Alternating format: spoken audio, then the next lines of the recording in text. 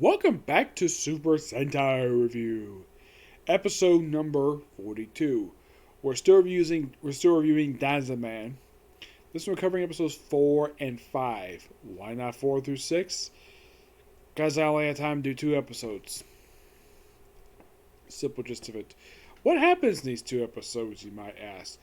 The first one, because the fact that Queen Hedron doesn't like anybody who is not as beautiful. She the best way to describe her is that she thinks everybody else is ugly and she's the most beautiful thing that there is. Period. So, by the way, we don't see the hat. I should point out though, when these monsters are hatched, I forgot to mention this in the last video. They're basically put in these eggs, and they're basically picked at random, and they put on this little display like, oh, this would be good, perfect. Put in this maturation machine, and voila, here's the monster. That's how the damn thing works. It's similar to what they did with Battle Fever J with the monster capsule. This time it's not just energy poured into the damn thing and transforming the object into whatever monster they require. And also, and here's something interesting though, the monster is not the boss of whoever basically the henchman is, which is interesting to say the least. They go back to this trope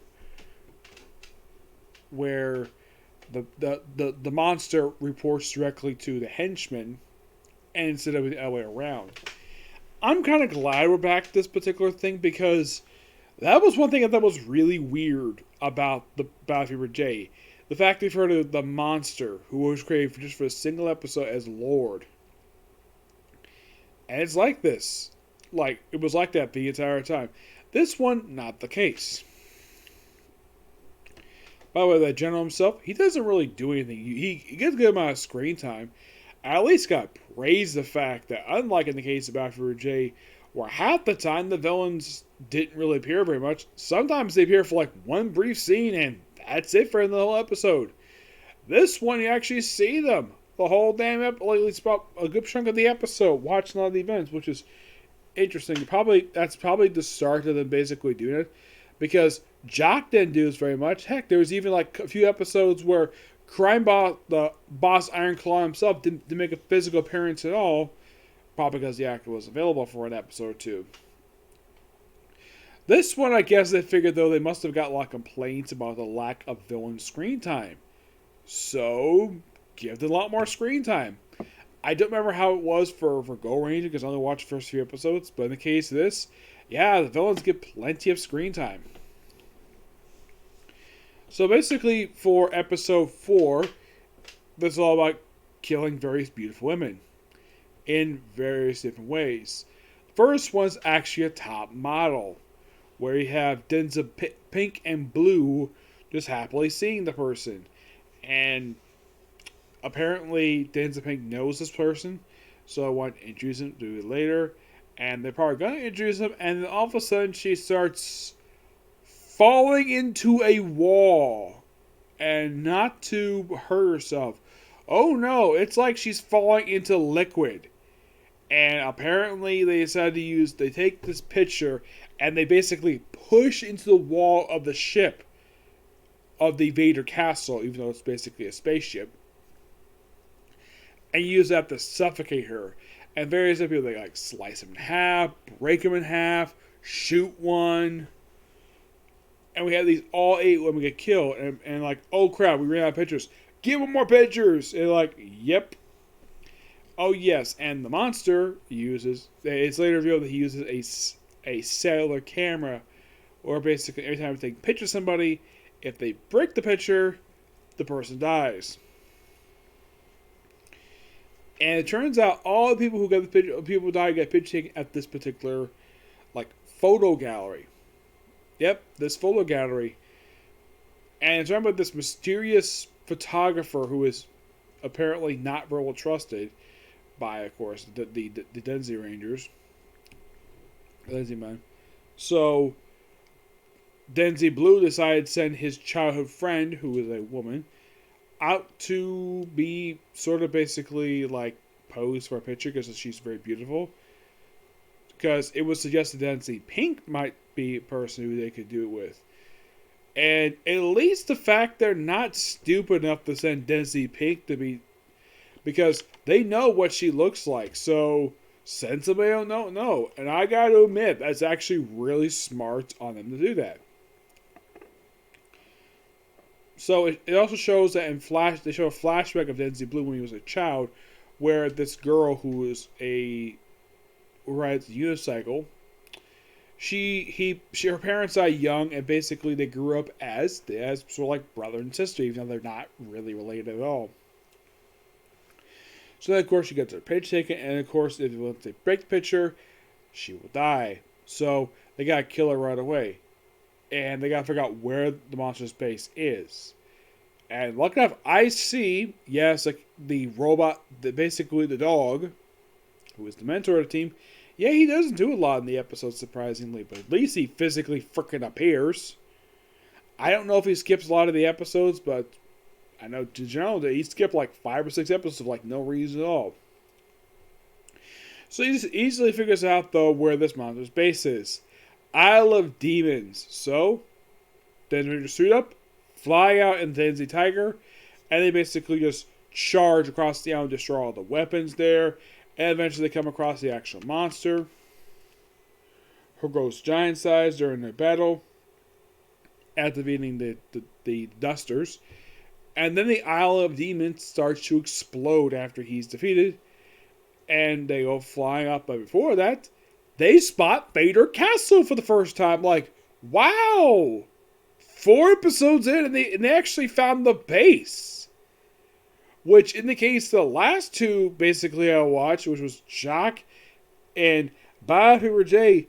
They didn't go this like at very end. I'm like, wow, 4 episodes in, we have the Rangers having a shootout with the Vader Castle, where they actually fire the damn thing.